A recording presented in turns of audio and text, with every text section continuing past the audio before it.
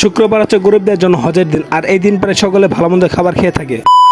অতিরিক্ত ঠান্ডা লাগার কারণে আজকে ভয়েসটা অন্যরকম লাগতে পারে, তার জন্য সরি বললাম। সকালবেলা যখন ছাগল মাঠে চড়াতে গেলাম তখন দেখলাম বন্ধু জাহিদ আগে থেকে ফুপুদের মাছ চাঙ্গিতে বসে আছে, তাই আমিও সেখানে গেলাম। তারপর সেখানে তার সাথে কিছুক্ষণ নাটক দেখে বাড়িতে চলে আসলাম। বাড়িতে আসার পর 10 সেকেন্ডের রাস্তা পাড়ি দিয়ে আমার এক জেঠতের বাড়িতে গেলাম। সেখানে যেয়ে দেখি তাদের বাড়িতে বিভিন্ন ধরনের ফল ধরেছে। সেই ফলগুলো খাওয়ার খুব ইচ্ছা হলো, কিন্তু খেতে পারলাম না। কেন সেই ফলগুলো খেতে পারলাম না সেটা অবশ্যই কমেন্টে জানাবে। প্রতি বছর শুক্রবারের দিন আমাদের ঘরে প্রায় ভালো মন্দ রান্না করার ব্যবস্থা করা হয়, তাই এই শুক্রবার আমাদের ঘরে মুরগি দিয়ে বিরিয়ানি রান্না করা হবে। সরি, বিরিয়ানি রান্না করা হবে না, ভুনা খিচুড়ি রান্না করা হবে। আমাদের ঘরে প্রায় সময় বিরিয়ানি রান্না করা হয়, কিন্তু আজকে আমার পছন্দের ভুনা খিচুড়ি রান্না করা হলো।